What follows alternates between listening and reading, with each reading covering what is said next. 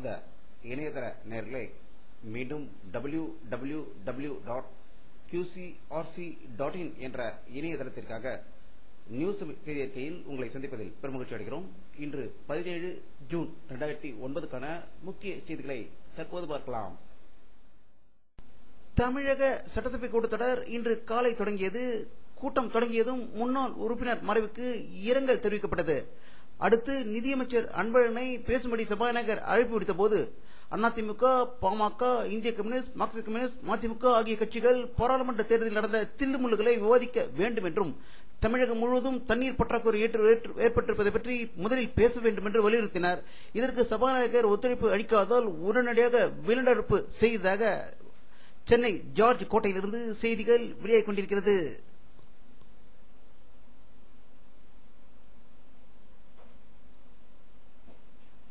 தமிழக சட்டசபை கூட்டத்தொடர் இன்று தொடங்கியவுடன் துணை முதல்வர் திரு மு.க. ஸ்டாலினை வாழ்த்தி தமிழக நிதியமைச்சர் அன்பழகன் பேசிய போது அறிவு, ஆற்றல், திறமை உள்ளவர் துணை முதல்வர் ஸ்டாலின் என்று வாழ்த்தியதாகவும், காங்கிரஸ் கட்சி சார்பில் திரு பீட்டர் அல்போன்ஸ் பேசுகையில் முழு திறமையும் உடையவர் திரு மு.க. ஸ்டாலின் என்று வாழ்த்தியதாக தகவல்கள் வெளியாகிக் கொண்டிருக்கிறது. இதை பற்றி நம்முடைய அரசியல் வல்லுநரும் கருத்து கேட்டபோது காங்கிரஸ் கட்சி எம்எல்ஏ திரு பீட்டர் அல்போன்ஸ் அவர்கள் எப்படியாவது மந்திரி பதவியில் அமர்ந்துவிட வேண்டும் என்பதற்காக திரு அன்பழகனை விட ஒருபடி மேலே போய் துணை முதல்வரை புகழ்ந்திருப்பதால் துணை முதல்வர்கள் திரு பீட்டர் அல்போன்ஸை அமைச்சர் பதவிக்கு கவனிக்க வேண்டும் என்று கிண்டல் அடித்தார்கள்.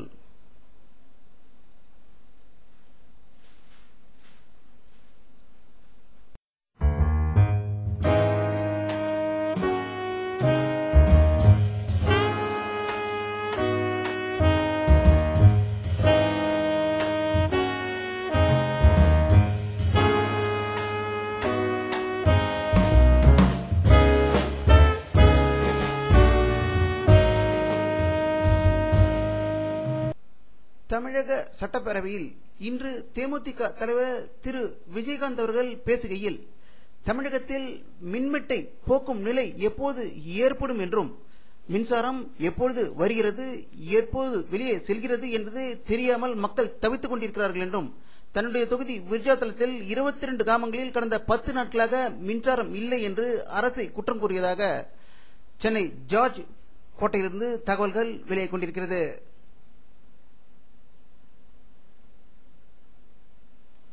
தமிழகத்தின் தலைநகரம் கொலை நகரமாக மாறியிருப்பது அனைவரும் அறிந்ததே. அதன் துணை நகரம் என்று கருதப்படும் மதுரையிலும் கொலைகள் அதிகம் நடந்து வருவது அனைவரும் அறிந்த செய்தி. இன்று இரு பிரிவினருக்கு ஏற்பட்ட மோதலில் 2 வெட்டி கொலை செய்யப்பட்டுள்ளதாக மதுரையில் இருந்து ஒரு அதிர்ச்சி தகவல் வெளியாகிக் கொண்டிருக்கிறது.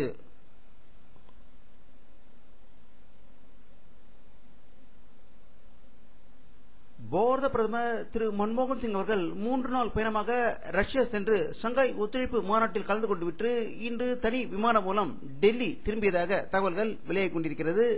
அவர் விமானத்தில் செய்தியாளர்களிடம் பேசுகையில் முதலில் பாகிஸ்தான் தீவிரவாதத்தை ஒழித்துவிட்டு பிறகு பேச்சுவார்த்தைக்கு வர வேண்டும் என்று வலியுறுத்தியதாக தகவல்கள் வெளியாகிக் கொண்டிருக்கிறது.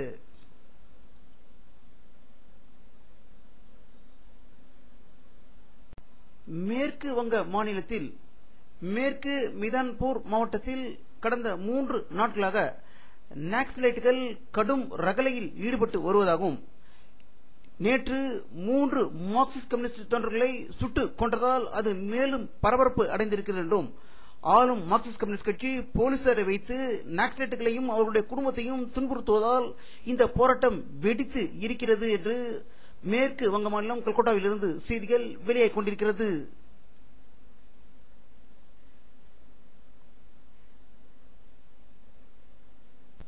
இந்தியாவின் தேச பிதாவாக கருதப்படும் திரு மகாத்மா காந்தியின் 7.5 அடி உயர சிலையை பிரிட்டன் நாட்டில் முக்கிய தெருவில் இந்த மாத கடைசியில் நிறுவ இருப்பதாக கொல்கட்டாவிலிருந்து தகவல்கள் வெளியாகிக் கொண்டிருக்கிறது.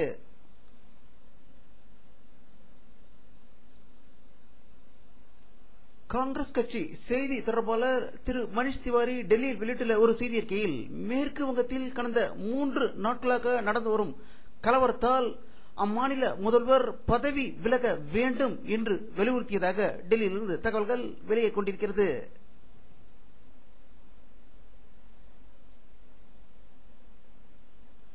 மேற்கு இந்தோனேஷியாவில் உள்ள ஒரு நிலக்கரி சுரங்கத்தில் ஏற்பட்ட வெடி விபத்தில் 28 பேர் பலியானதாக ஜகார்த்தாவிலிருந்து செய்திகள் வெளியே கொண்டிருக்கிறது.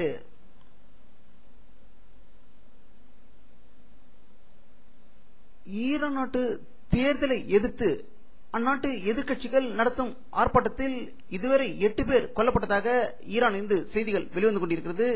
இதற்கு ஆளும் அரசாங்கம், வெளிநாட்டு பத்திரிகைகள் மற்றும் அமெரிக்காவின் தூண்டுதல் தான் இந்த போராட்டங்கள் நடைபெறுகிறது என்று குற்றம் கூறியிருப்பதாக ஈரானில் இருந்து செய்திகள் வெளியே கொண்டிருக்கிறது.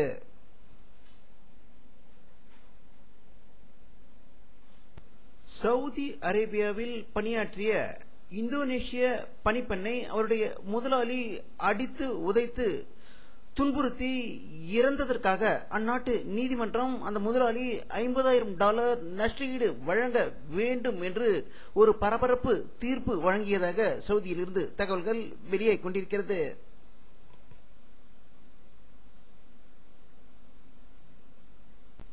அமெரிக்க நாட்டில் எல்ஜி நிறுவனம் செல்போன் மூலம் SMS வேகமாக அனுப்பும் போட்டியை 6 நாட்கள் நடத்தியது.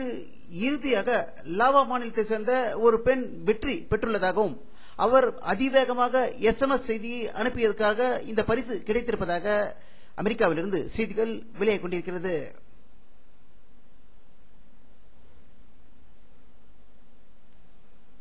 சர்வதேச அடையாள எண் இல்லாத செல்போன்களை இறக்குமதி செய்ய மத்திய அரசு இன்று முதல் தடை விதித்துள்ளதாகவும், இதன் மூலம் குறிப்பிட்ட செல்போனை பயன்படுத்தி நபர் யார் என்பதை கண்டுபிடிக்க முடியாது என்பதால் இதை தடை செய்யப்பட்டுள்ளதாகவும், இதனால் சீனாவிலிருந்து இறக்குமதி செய்யப்படும் செல்போன்கள் பாதிக்கப்படும், அடியோடு நிறுத்தப்படும் என்று செய்திகள் வெளியே கொண்டிருக்கிறது.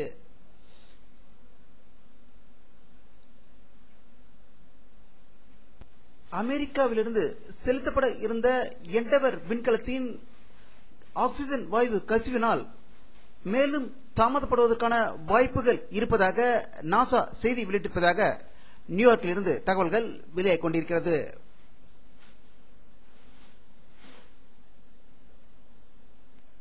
வானிலை அறிக்கை 17 ஜூன் 2009 பிற்பகல் 3 மணி எடுக்கப்பட்ட சேட்டலைட் புகைப்படத்தை தற்போது பார்த்துக் கொண்டிருக்கிறீர்கள். தமிழகத்தில் மேகமூட்டம் எதுவும் தெரியவில்லை. வெயிலின் தாக்கம் இன்றும் அதிகமாக இருந்ததாக தகவல்கள் வெளியே கொண்டிருக்கிறது. நேற்று வங்கக்கடலில் பார்த்த மேகமூட்டங்கள் அனைத்துமே ஒரிசா மேற்கு வங்கத்தை நோக்கி நகர்ந்து செல்வதை இந்த படத்தில் பார்க்கலாம்.